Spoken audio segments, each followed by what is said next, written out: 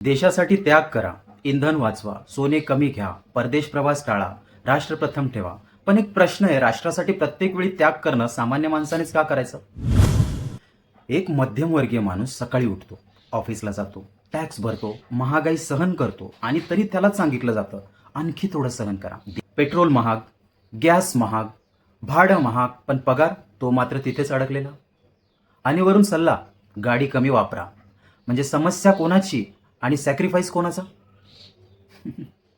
एका आईसाठी सोनं म्हणजे फक्त दागिना नसतो, तो तिच्या मुलीच्या भविष्यासाठीचा एक दिलेला आधार असतो. एका वडिलांसाठी परदेश प्रवास म्हणजे ॲडव्हेंचरचा विषय नसतो, तो आयुष्यभराच्या मेहनतीनंतर पूर्ण होणारा एक स्वप्न असतो.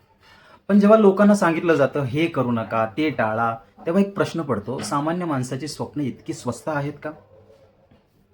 आजकाल लोक बोलण्यापूर्वी घाबरतात, पोस्ट करण्यापूर्वी विचार करतात, कारण मत वेगळं असेल ना तर लगेच एक लेबल मिळतं.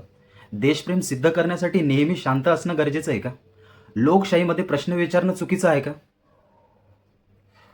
सामान्य माणूस वीज वाचवतो, पाणी वाचवतो, प्रत्येक रुपया जपून खर्च करतो.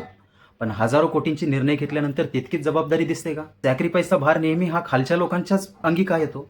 एक वेळ अशी येते जेव्हा माणूस थकतो, कारण त्याला वाटायला लागतं देशासाठी मी सर्व करतोय, पण माझ्यासाठी कोण उभं आहे? देशप्रेम म्हणजे फक्त त्याग नाही, देशप्रेम म्हणजे सामान्य माणसाच्या आयुष्याचा आदर करणं पण आहे. विचार करा, कर्तव्य महत्वाचं आहे, पण सामान्य माणसाच्या हक्काचं काय? धन्यवाद.